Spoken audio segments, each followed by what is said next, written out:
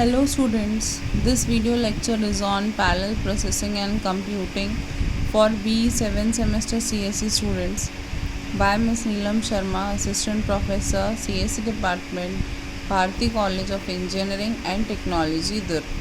इसके previous classes में या वीडियो लेक्चर्स में हमने यूनिट 1 पढ़ लिया है पूरा, जिसमें parallel algorithm complexity, Flynn's classification, cache coherence problem और ट्रेंड्स टूवर्ड्स पैरेलल प्रोसेसिंग, ये सारे टॉपिक्स थे। आज इस वीडियो लेक्चर से हम unit number 2 of PPC start करने वाले हैं। So let's start. First of all I would like you to show you your syllabus so that you can also verify that I have covered all the topics of unit number 1, that is trends towards parallel computing, parallelism in uniprocessor system, architectural classification scheme, Amdahl's law, Moore's law, principle of scalable performance, parallel processing in memory, parallel algorithm complexity, models of parallel processing and cache coherence protocols. तो ये सारे topic मैंने cover कर लिए हैं। फिर भी आपको ऐसा कुछ लगे तो you can contact to me for any further topic.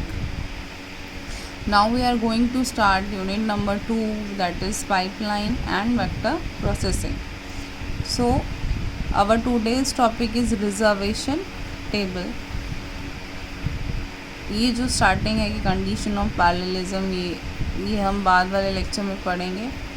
आज जो हम पढ़ने वाले हैं वो है रिजर्वेशन टेबल, जिसके न्यूमेरिकल्स आपको यूनिट नंबर 2 में पूछे जाते हैं। तो सबसे पहले ये समझते हैं कि रिजर्वेशन टेबल क्या होता है।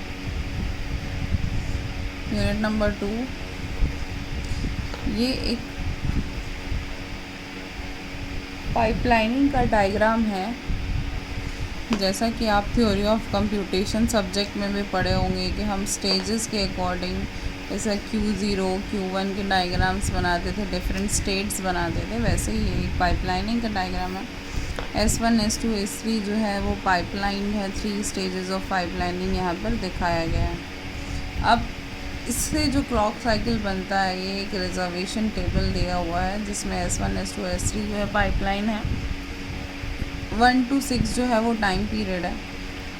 यहाँ पे X1, X1, X1, X1, X1, X1 ये जो है वो फ्लो ऑफ पाइपलाइनिंग दिखा रहा है। इसकी जब मैं न्यूमेरिकल बताऊंगी आपको तो ज़्यादा क्लियर हो जाएगा। तो देखते हैं रिजर्वेशन टेबल क्या होता है। Reservation table displays the flows of data through pipelining for one function evaluation. The number of columns in a reservation table is called evaluation time। जो number of columns है 1, 2, 3, 4, 5, 6, इसको बोलते हैं हम evaluation time। The check marks in a row corresponds to the time instance that a particular stage will be reached। जो check marks हैं, एक रो में जितने check marks हैं उसका मतलब ये है कि उस clock cycle में वो particular pipeline जो है वो अपने स्टेज पर जा पाएगा। Multiple check marks, repeated usage of same stage in different cycles. देखिए पाइपलाइनिंग में क्या होता है, अगर एक यूजुअल डेफिनेशन हम देखें कि किसी का आउटपुट,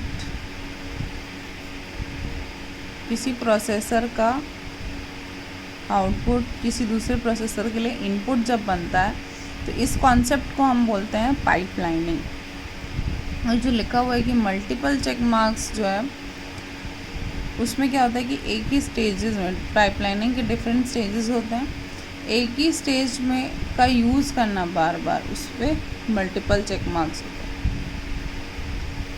और उसका एक और ये मतलब भी है कि जो स्टेज यूसेज है वो किस में हो रहा है, पैरेलली हो रहा है।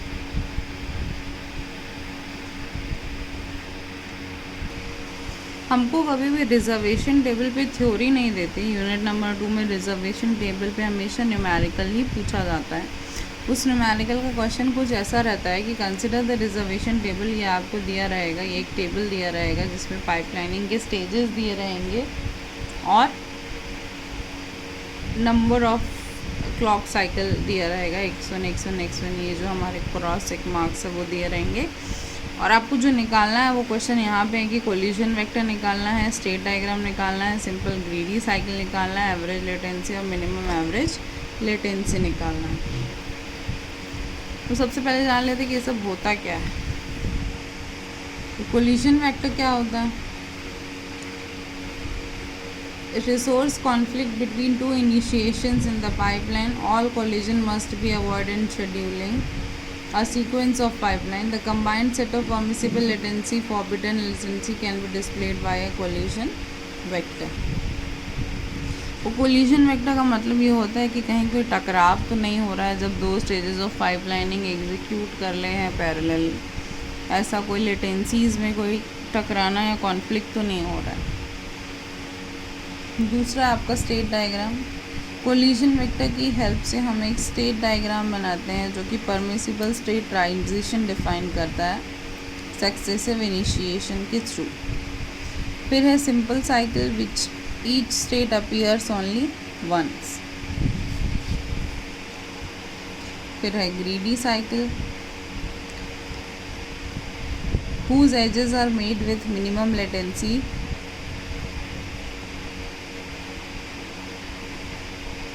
from their respective starting states. Average latency, sum of all latencies divided by number of latencies along the cycle.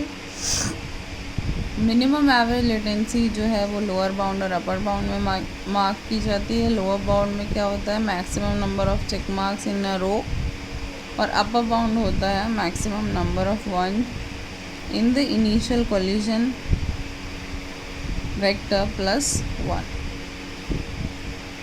तो अभी आपको उतना क्लियर नहीं हुआ होगा, पर मैं अभी आपको जब क्वेश्चन समझाऊंगी तो आपको सब समझ में आ जाएगा। ये हमारा क्वेश्चन है, एग्ज़ाम में बिल्कुल ऐसे ही क्वेश्चन आएगा जिसमें ये सारी चीज़ें आपको निकालनी रहेंगी, ये आपको गिवन रहेगा। तो सबसे पहले हमको क्या निकालना है? Collision vector. वो हमेशा n-1 होता है। तो n-1 का मतलब क्या होता है ये मैं आपको बताती हूँ अभी।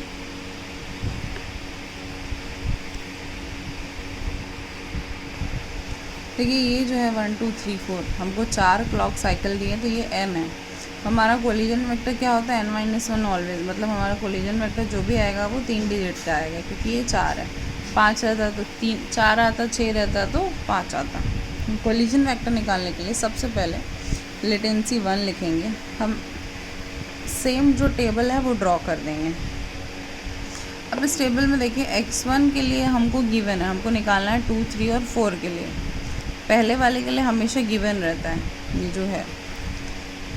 तो सबसे इम्पोर्टेंट बात, अगर आपने चेस खेला होगा कभी तो आपको पता होगा कि ऊंट जो है वो हमेशा ऐसे डायगोनली चलता है, तिरछा चलता है।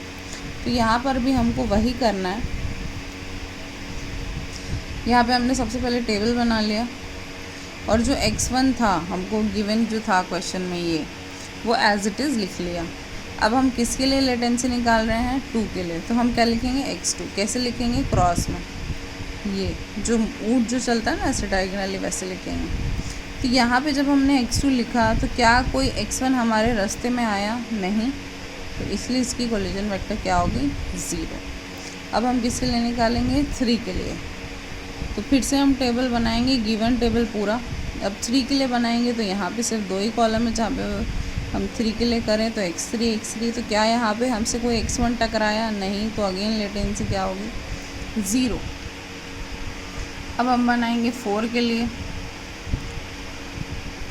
ये वाला डायग्राम और ये वाला डायग्राम। देखिए तो x1 के लिए जब हम बना रहे हैं तो हमको यहाँ पे x4 लिखना है, और x1 ऑलरेडी वहाँ पे है। तो ये जो क्या हो गया? कोलिजन हो गया। तो जब कोलिजन होता है तो उसकी लेटेंसी क्या होती है? 1, और जब कोलिजन नहीं होता तो लेटेंसी क्या होती है? 0।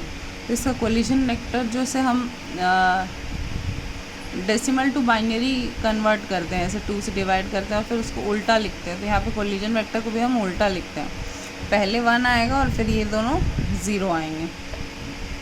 हमारा कोलिजन वेक्टर जो निकला वो क्या था? 1 0 0। अब इससे हमको स्टेट डायग्राम बनाना है।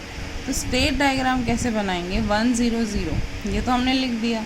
हमारा स्टेट डायग्राम का मेन मोटो ये है कि ये दोनों 0 को भी हमको 1 करना है। जब तक ये 1 नहीं हो जाते तब तक हमको प्रोसीजर रिपीट करते चले जाना है। अब ध्यान से समझिएगा।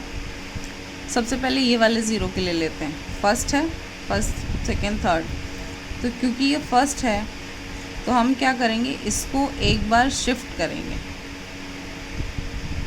Right shift. तो अगर मैं 1 0 0 को राइट शिफ्ट करूं तो ये क्या आएगा, 0 1 0। ठीक है, अब इसमें मेरे को ऑपरेशन परफॉर्म करना है और इन दोनों के बीच में जो हमारा कोलिजन वेक्टर है और जो हमको राइट शिफ्ट करके मिला है, इन दोनों के बीच में अगर मैं और ऑपरेशन करूँ तो 0 0 0 1 0 1 और 0 1 1, मेरे को क्या मिला 1 1 0। तो मैं यहाँ क्या लिख दी 1 1 0।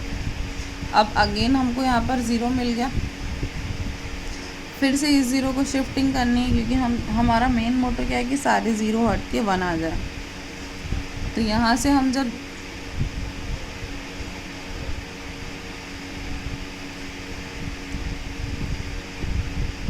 ज़ीरो हटाएंगे तो यहाँ पे भी ज़ीरो की पोजीशन क्या है, फर्स्ट पोजीशन है।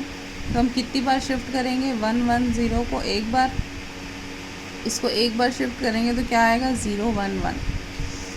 और ऑपरेशन किसके साथ परफॉर्म करना है, जो कोलिजन वेक्टर आया है, तो इसको करेंगे तो क्या आ गया 1 1 1। तो अब इससे आगे इसको बढ़ाने की हमको ज़रूरत नहीं है, हमको हमारा डेस्टिनेशन मिल गया। अब दूसरे ज़ीरो की बारी आई, क्योंकि ये सेकंड पोजीशन पे है तो हम इसको 2 बार शिफ्ट करेंगे। ये यहाँ पे ध्यान रखने वाली बात है, जब हम इसको 2 बार शिफ्ट करेंगे, 2 बार राइट शिफ्ट, 2 बार राइट शिफ्ट करने का मतलब है कि आप इन दोनों को हटा दीजिए और इसके आगे 2 ज़ीरो लगा दीजिए। ये हो गया आपका राइट शिफ्ट। अब इसको और ऑपरेशन किसके साथ परफॉर्म करना है, कोलिजन वेक्टर के साथ। तो इसका आंसर कितना आएगा 1 0 1। यहाँ पे 2 क्यों लिखा है, क्योंकि ये 2 बार शिफ्ट हुआ है। यहाँ पे 1 क्यों लिखा, क्योंकि एक बार शिफ्ट हुआ है। यहाँ पे भी एक बार शिफ्ट हुआ है। अब 1 0 1 में ये वाले ज़ीरो को फिर से हमको रिप्लेस करना है, तो यहाँ पे फिर 2 बार शिफ्ट करेंगे तो क्या आएगा 0 0 1। और ऑपरेशन किसके साथ परफॉर्म करना है, कोलिजन वेक्टर के साथ। तो क्या आया 1 0 1। तो वापस हमको वही मिल गया, तो इसलिए घुमा के यहाँ पर हमने 2 लिख दिया। अब इससे आगे इस स्टेट डायग्राम को हम सॉल्व नहीं कर सकते, तो ये स्टेट डायग्राम यहीं पर ख़त्म हो गया।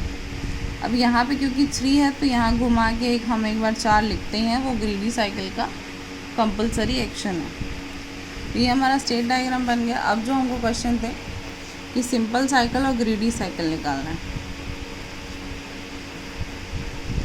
तो सिंपल साइकिल कैसे निकलेगा, 4 से 1 जा सकते हैं हम, 4 1 1 ये सिंपल साइकिल है।